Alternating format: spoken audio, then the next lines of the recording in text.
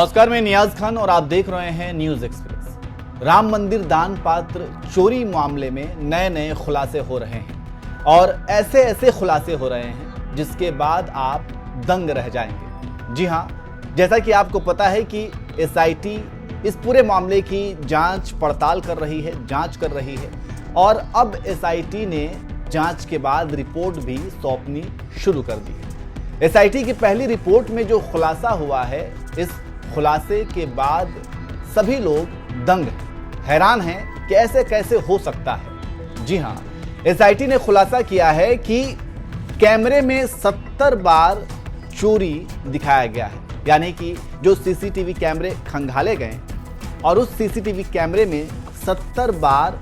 चोरी दिखाया गया है कि किस तरीके से 70 बार चोरी की गई है।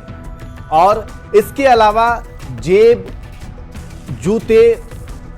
सॉक्स, इन सब में पैसे डाल करके किस तरीके से चोरी की गई है, इसका भी दावा और खुलासा एसआईटी की रिपोर्ट में किया गया है और इसी खुलासे ने सबके होश उड़ा दिए हैं। जी हां, एसआईटी ने इस पूरे मामले में अब तक 6 लोगों की संलिप्तता बताई है, जिनमें से अविनाश शुक्ला, अनुकूल मिश्रा, लवकुश मिश्रा, मनीष कुमार यादव, करुणेश पांडे और रमाशंकर मिश्रा का नाम शामिल है। इनमें अविनाश शुक्ला को लेकर के ये भी दावा किया गया कि उन्होंने अपने महिला मित्र के लिए 2 लाख रुपए की हेराफेरी भी की और अपनी महिला मित्र को महंगा फोन भी दिया। इसके अलावा अनुकल्प मिश्रा को लेकर के ये खुलासा हुआ कि अनुकल्प मिश्रा ने गांव में 2 करोड़ की जमीन की डील की थी, यानी कि 20 बीघा जमीन खरीदने वाला था। तो ये तमाम जो पैसे थे वो कहीं ना कहीं चंदा चोरी से पैसे आए थे और अब एसआईटी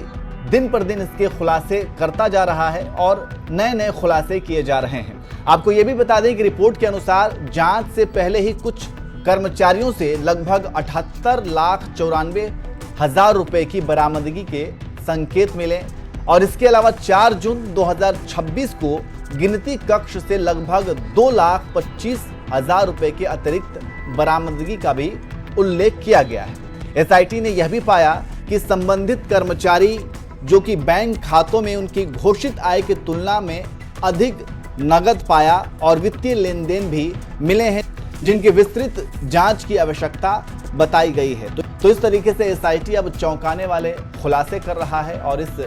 खुलासे में अब ये बताया गया है कि सीसीटीवी कैमरे में 70 बार चोरी को अंजाम दिया गया है और इन चोरी में जेबों में पैसे भर करके या फिर कपड़ों में भर करके या फिर